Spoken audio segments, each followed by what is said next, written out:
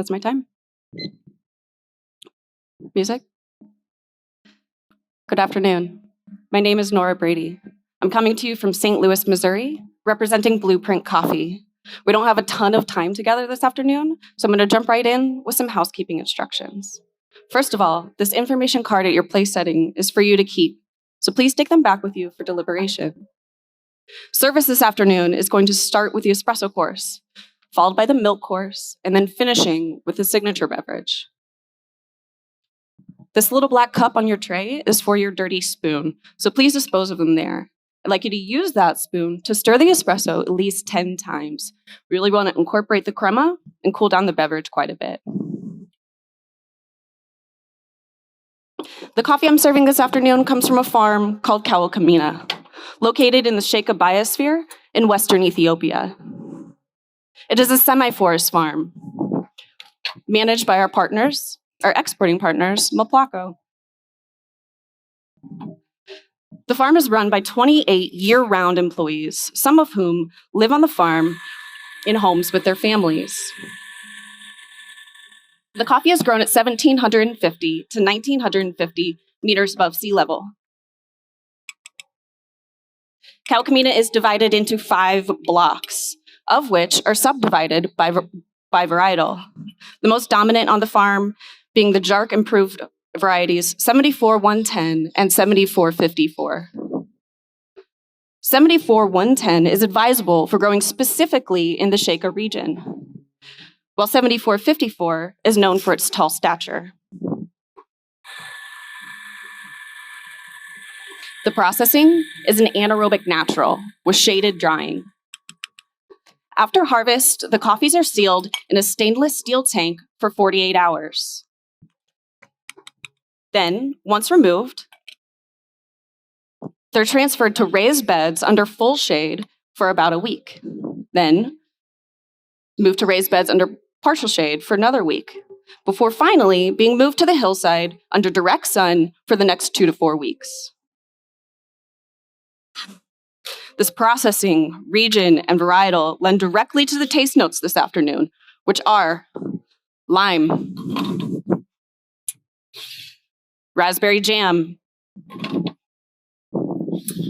brown spice, tart cherry, sweet pipe tobacco, red wine.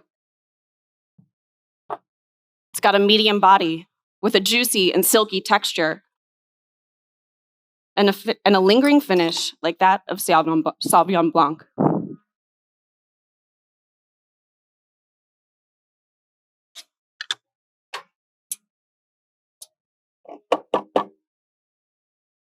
For the last 3 years, a violent civil war has raged in northern Ethiopia.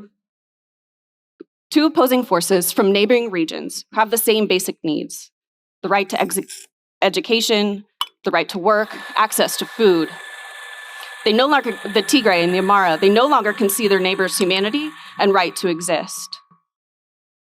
Unfortunately, political and social divide is not unique to Ethiopia. And as we all know, a divide has been growing in our own country, and our basic human rights are being threatened every day in our communities and at our nation's capital. From women's rights, reproductive health care, LGBTQ rights, gender-affirming care, police brutality, systemic racism, wealth distribution, and social and economic opportunity. And our absolute most fundamental right, our right to public safety, which continues to go unchecked.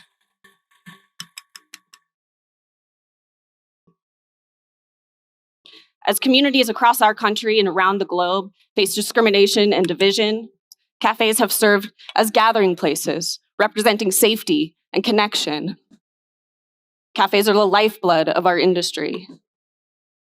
So much life happens in our cafes, from meetings and gatherings of all kinds. And cafes are just as much a part of daily life and so integrated into our culture, just like grocery stores, shopping malls, nightclubs, churches, post offices, banks, and schools, where people in this country lose their lives weekly to mass shootings.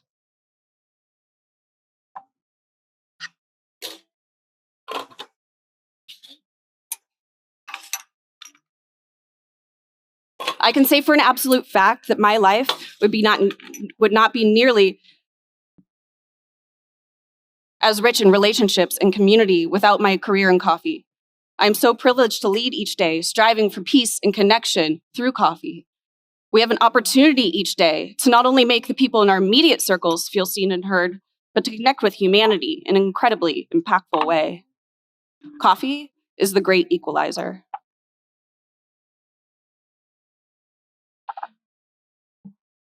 I serve and I see you. I serve and I see you. I serve and I see you. I serve and I see you. Please enjoy.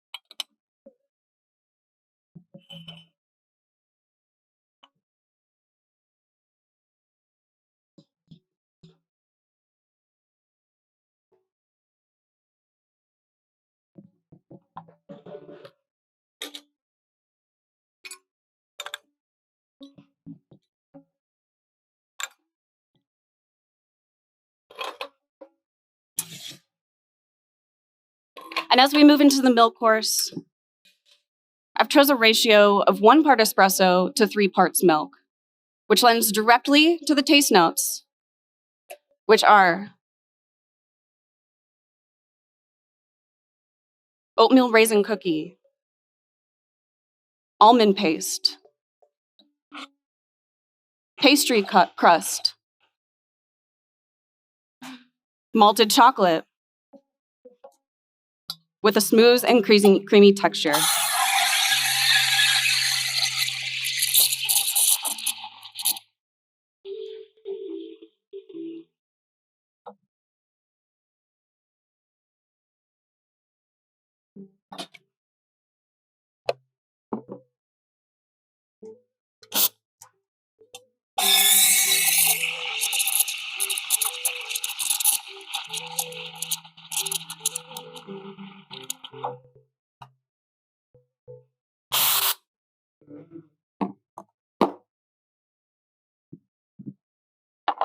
Mm. 50% of the coffee produced in Ethiopia stays in the country and is consumed there. This is unlike any other coffee producing country in the world. Coffee is more ingrained into their culture than it is in our own. There, they have a tradition, the coffee ceremony. Much like our time together here, now, friends, colleagues, and strangers gather together in a quiet place. The woman hosting the ceremony lays grass and flowers at the feet of her guests, creating an intimate, comforting atmosphere. She burns incense on a small charcoal fire and then lights roast coffee in a pan above that fire. The rich aroma of incense and coffee fills the air. The coffee is then ground and brewed strong in a jabana pot right after roasting, often accompanied by sugars and herbs. The entire process can take over 30 minutes. And unlike our own cafe experience, it requires a level of vulnerability from the guests to be comforted, served, and seen by all present. Guests sit and wait, facing the one preparing them the coffee, as she moves about the space with experience, skill, and care. Please enjoy.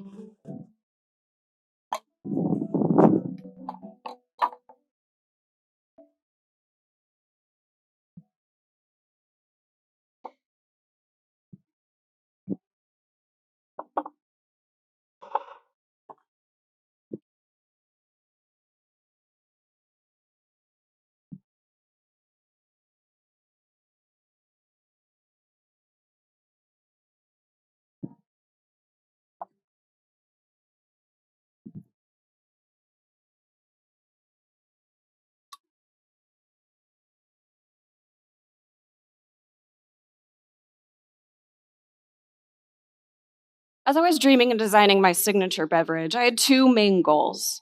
The first was to pull inspiration for ingredients from the coffee ceremony I just described. And the second was to create an exceptionally complex yet comfortable beverage. So to start, I've chosen sencha to represent the grasses and leaves laid during the ceremony, sage and sugar to represent the what's served with the coffee. I've made the syrup by boiling 3 cups of water, 1 cup of turbinado, a 1/4 cup of brown sugar, 10 grams of sencha green tea, 4 sage leaves for about 10 minutes, and then strained.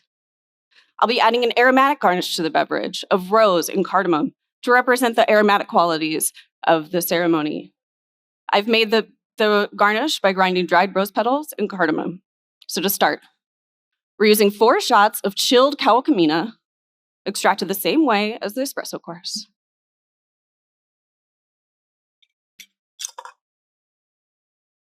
2.5 ounces of the sencha sage syrup, 1.5 ounces of water, and 1 zest of orange.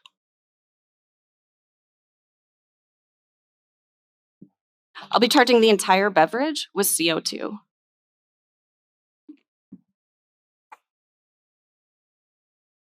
The rose and cardamom pair directly with the lime and raspberry qualities in the espresso. The sencha, sage, and cardamom pair well with the deep fruit qualities of the espresso and the chocolate. The water opens up the beverage and adds balance. The CO2 pairs with the silkiness of the espresso to create a comforting, tactile experience.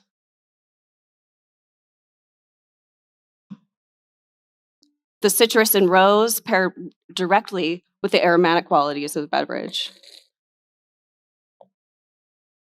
The entire thing is a sum much greater than the parts. So,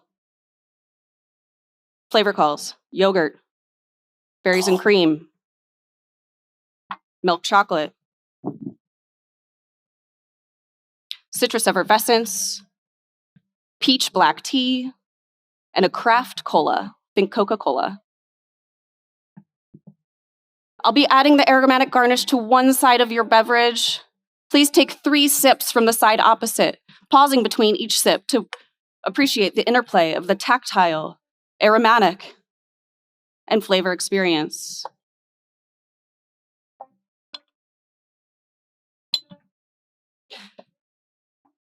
And as my time with you comes to an end, I'd like to leave you with this. Peace and intimacy are the goals. May we all collectively, as leaders of the coffee industry, be a vehicle. Thank you. Time. Give it up. Oh, shouldn't move, sorry.